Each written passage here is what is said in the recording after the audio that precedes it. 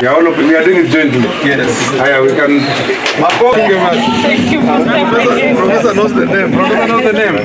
Mtu utanichungia mpaka nifike nione. Trend recently that's linking the late Mwai Kibaki's education system to the unruly behavior and disobedience that we are seeing with our young people.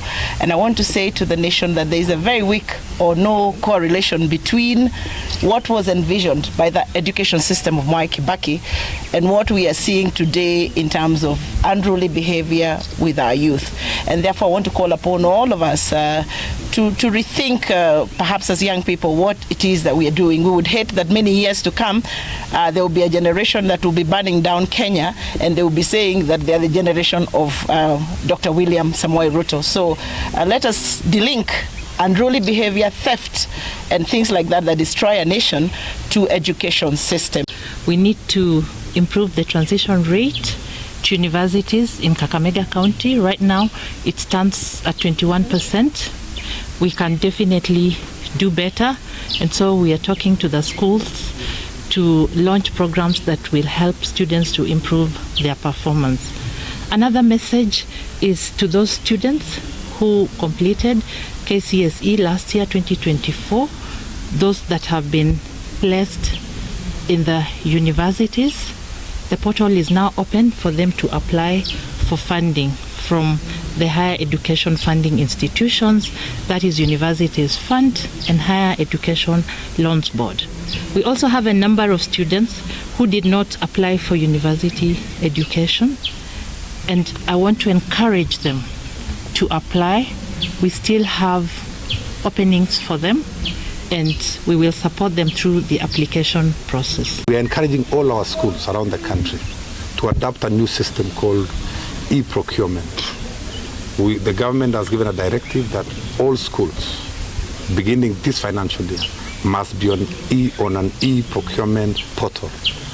Or rather, all public entities around the country, including public schools, must comply with the directive and the new policy that they must be on an e-procurement platform called EGP. In addition to that, I want to also reiterate what I said yesterday, that we are going to be very firm on anybody who is caught doing the wrong thing in our schools. We are not going to condone any misbehaviors by our teachers, any sex abuses, and anything else that is outside the law.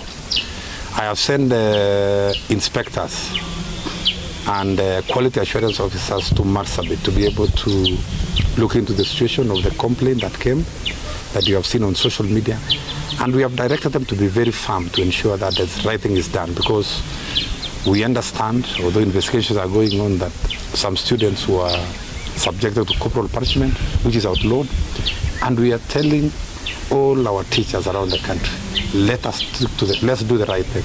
Anybody who is found to have broken the law or have done the wrong thing will be prosecuted, because we must ensure that discipline is restored in our schools across the country. We are not going to condone any stakeholders, any teachers, anybody within the school vicinities to be able to be doing the wrong thing, to be able to be encouraging behavior and good behaviors, to be able to be distracting our learners by doing the wrong thing. So for now, the Marsabit issue, the Alliance Girls issue, we are on top of things as government to ensure that our learners are protected, our schools are protected.